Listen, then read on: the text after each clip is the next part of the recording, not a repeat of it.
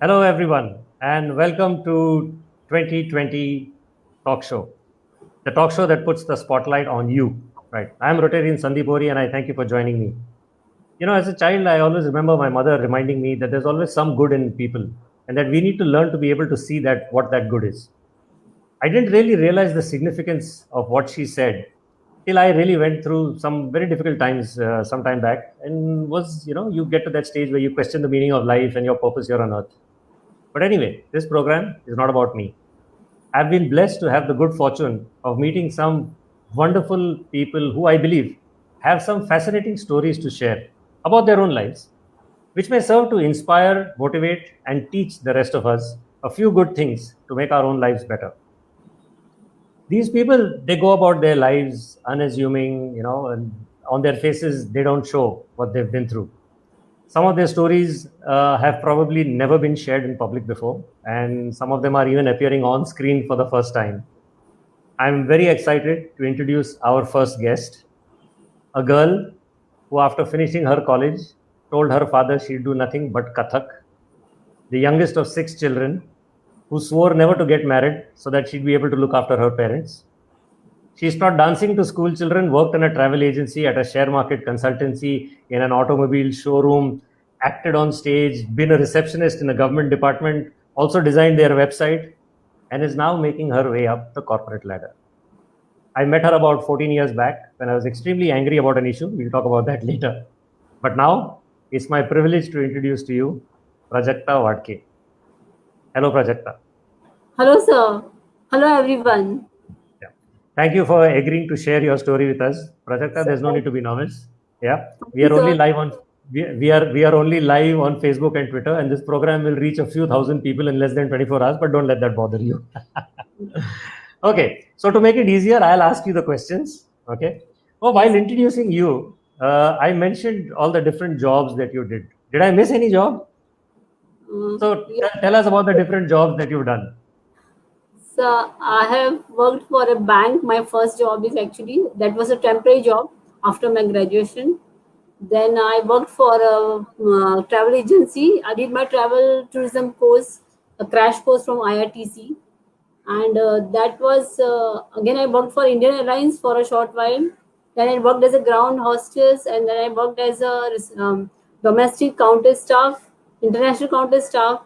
Then I worked in a Principal Pharmaceutical Chemicals Limited as a secretary to CS, and then I worked for. I also worked for automobile industry as a customer care executive, and then I after 6 months, 4 months, 8 months, and then I joined MERC, that was Maharashtra Electricity Regulatory Commission, government job, and after working there for almost 11 years, I joined Tata Power.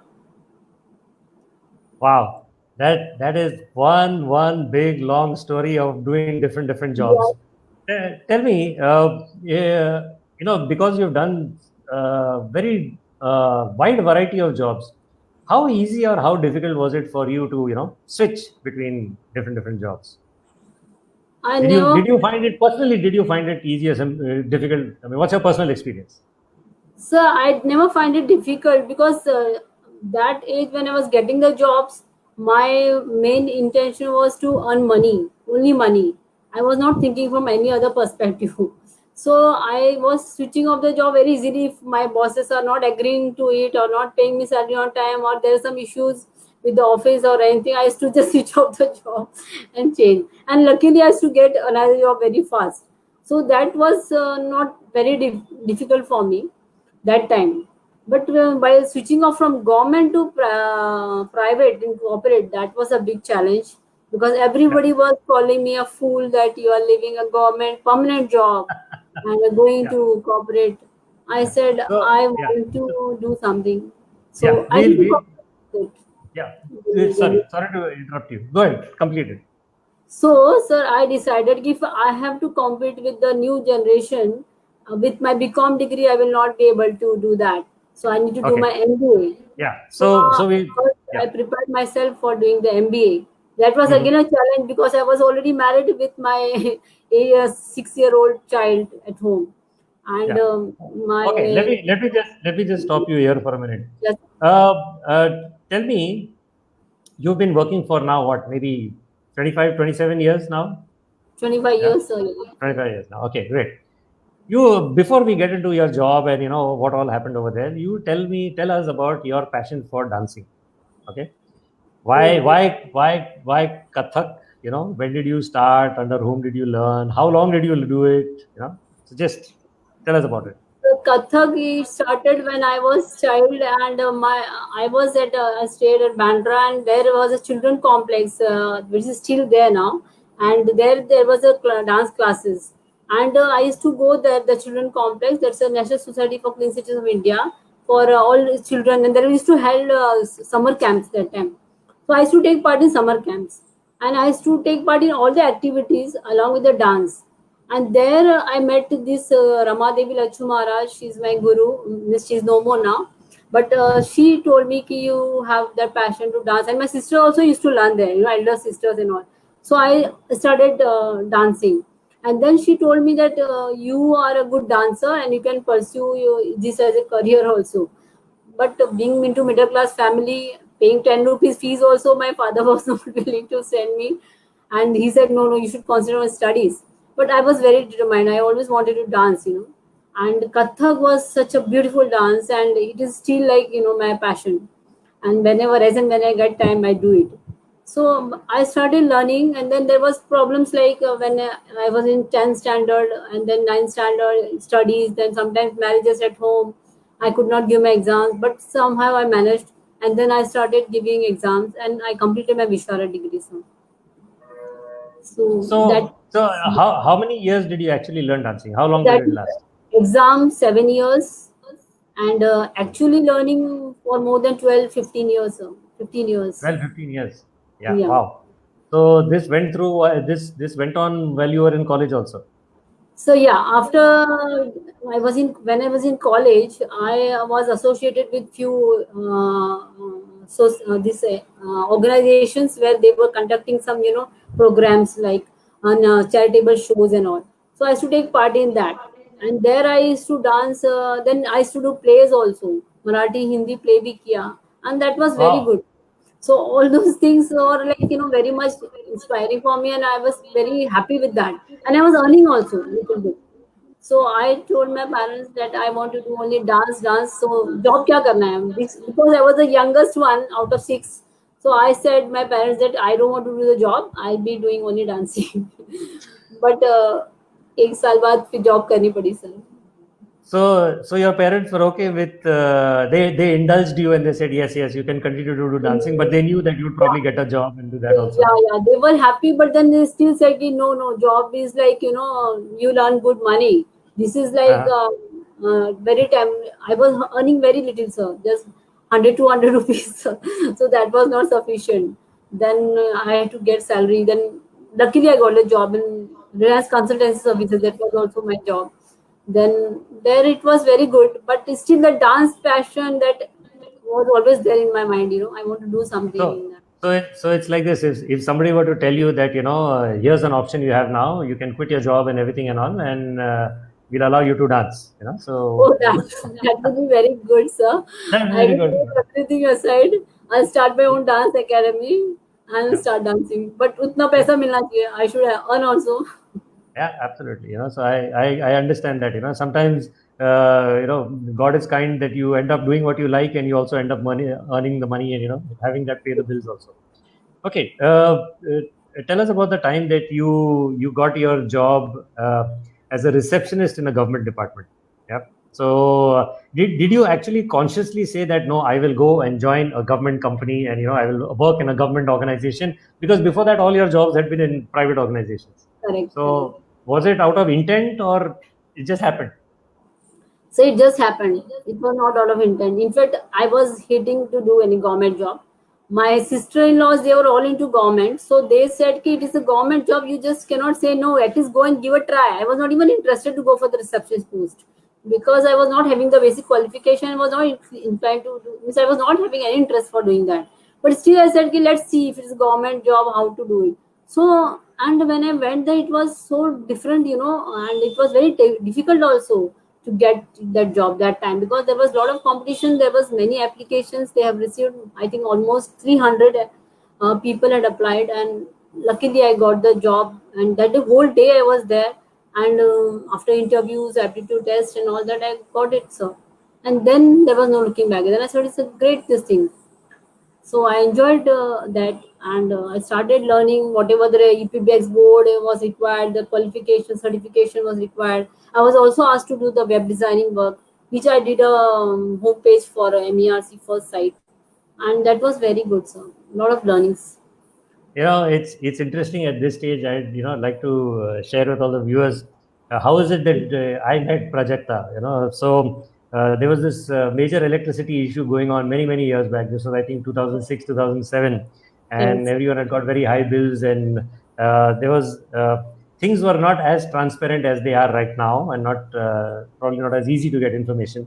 So we used to file RTIs, as RTI applications. I remember, I So remember I used to go to MERC to submit my RTI application, and that's where she was.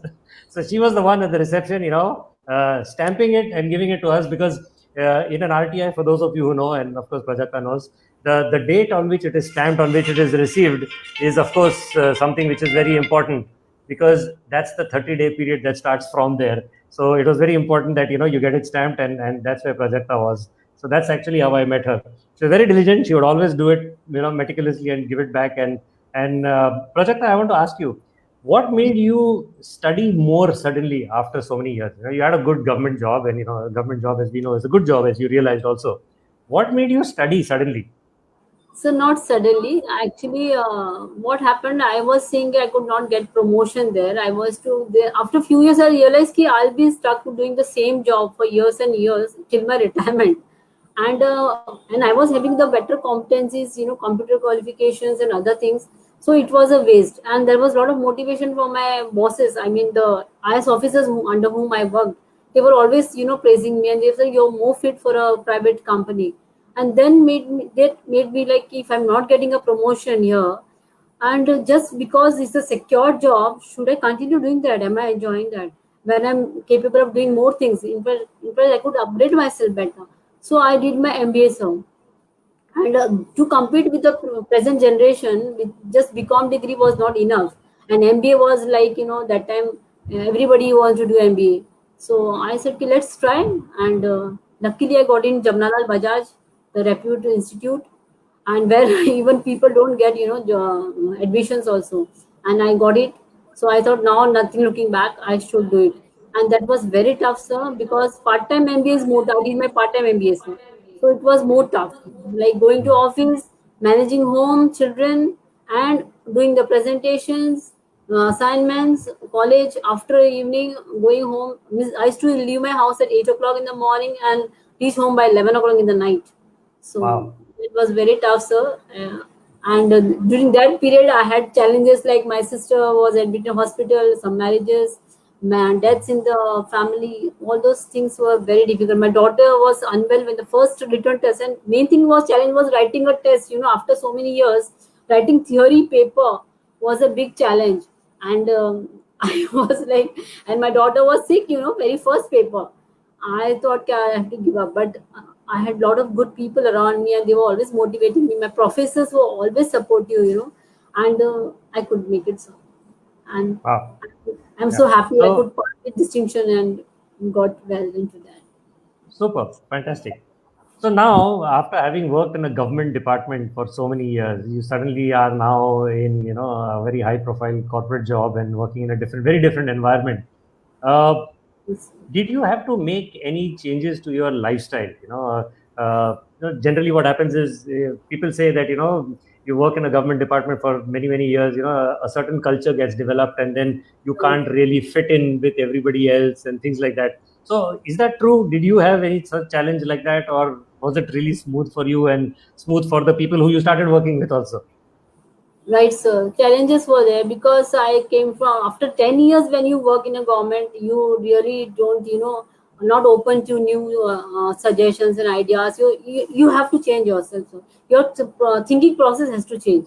So for me, it was also a challenge in the beginning because I was given a job of, getting the work done from the government people. I was into Department of Advocacy, where I was to meet corporators and MPs, MLAs, and get the work done. And being into government for 10 years, I was on the other side of the table, so it was very difficult for me to convince them. But yes, through my zeal, my determination, my good communication skills, I could make it, and they were very good and very very helpful. And Tata brand is always known to everyone. So that was very good for me. And I got a good, actually, HR has given me this opportunity. I'm thankful to HR for putting me to the right job for the right person, which is normally not happening. Most of the cases, what you deserve, what your competencies are, and you're doing something else. But for me, I am doing what I like, what I love doing it, like meeting people, convincing them, understanding their likes, dislikes, their hobbies, taste, and then Yeah. adjusting them, in this Yeah. thing day to day. So Okay. that was If once. you if yeah, if you had the option to go back and do something very differently or change something, about your past, okay, what would that be? My past. You change my I past mean, if means you had to go back and change something about the way you did something, whether it was job, whether it was studies, whether it was dancing, whatever it is. If you were given the option to go back and change any one thing, what would that be? I would have changed, sir. I would have gone back to my dancing, and I would have, continued doing that only, because now there is a lot of scope for, dance and music and all. During our times, it was not there. So for getting one show to done, to get myself on the stage, I have to spend the money from my own pocket. Costume ka kharcha karo, makeup karo, musicians ko karo. All that was not affordable for me that time. And today I Yeah. see ki array so many things are so easily available for my children, for this present generation.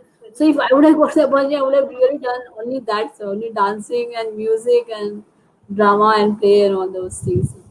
Because I'm good in So acting and dancing also, so I would have done that. that's lovely. Prajakta, you have a teenage daughter now, who I'm sure is also watching you. Okay, you can say Yeah. hi to her. Okay, so what is it that you would tell your daughter, which is different from what your parents told you when you were growing up? Is there any difference? Of course, the times were different, but Yeah. you must have noticed it. I mean, as a child, as a daughter, you got certain guidance and advice from your parents, and now you're a mother and you have a teenage daughter in the house. So, do you see yourself telling her the same things, or do you see yourself telling her different things? What is it? Same thing, same thing. She will not accept. They are born into different culture altogether, and the different one. We had given everything what we couldn't get, so that so they are not used to this type of culture what we born to. So I will always say, ki don't. Since nowadays competition, everybody is just having your technical qualification not enough. You should have networking skills. You should have something extra, other than your basic qualification or whatever. So I just tell her, you pursue whatever academics is fine. She's very good in that. But then, other than that, music or whatever she has the passion to do, she should do that, and we are going to support her. So I never tell her, ki, no, you should become a doctor, you should become a professional, or at least only music. Nothing like that. Everything should be balanced in life, and you should have means you should have a basic overview of everything what is there. Because nowadays in job also you require all these things. You Yeah. have to have a package, कि थोड़ा ये भी आना चाहिए, technical also, your domain knowledge, plus you have expertise of networking, contact people, and how to manage things in the office, little bit of computer knowledge, your website card, this everything you should know. And I think that is So, enough. so, And uh, so, learning is there. yeah. So what you're saying is, in addition to just the academics and the skills, and you need to have a lot of soft skills. A lot of other Exactly. things that go along with it. Yeah. So that's Soft that's that's skills very true. go hand in hand along with the technical skills. Okay. Okay. So I think we are reaching the end of our 20 minutes now, and one last question. Okay.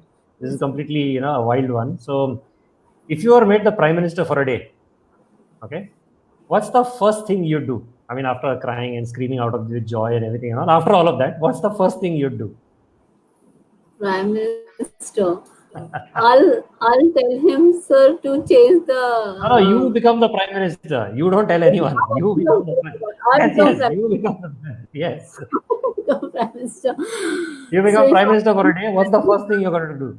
so I would like to do for the old people a lot of things, because nowadays there's people this time old people are neglected. When I heard the stories about them, In fact, in Tata Power, also in CSR, I always want to do this for the old people. They are the one who are, we try to neglect them. Their loneliness, depression. So I want to do something for them. So as a prime minister, I'll introduce something for them, good schemes or something. Second, education system बदलूंगी, vocational trainings और practical trainings बहुत add करना है, because, and so the main thing is that they are not teaching them, this what you call empathy भी आनी चाहिए, थोड़ा बहुत ये होना चाहिए कि they should know what value of money. In fact, I can say just they should teach the present generation the value of money, which we could only our generation, I think, next generation इसके बाद किसी को पता ही नहीं है. So I think that importance of education, उस तरफ का जो वैदिक क्लासेस होते थे वो सब स्टार्ट करने के लिए ट्राई करूंगी. Very interesting. Very interesting. Thank you, Prajakta. I know this was not easy for you, but I am very honored that you consented to come forward and share your story. Thank you so much. Yes, no, the pleasure is completely mine. And to all of those who are watching, please do share your thoughts in the comments, and also share this video with others if you feel you like it. Since this show is more about our guests, there's no fixed day or time. This is just for the audience. There's no fixed day or time. It's at the convenience of the people who are working and at what time they'll be available.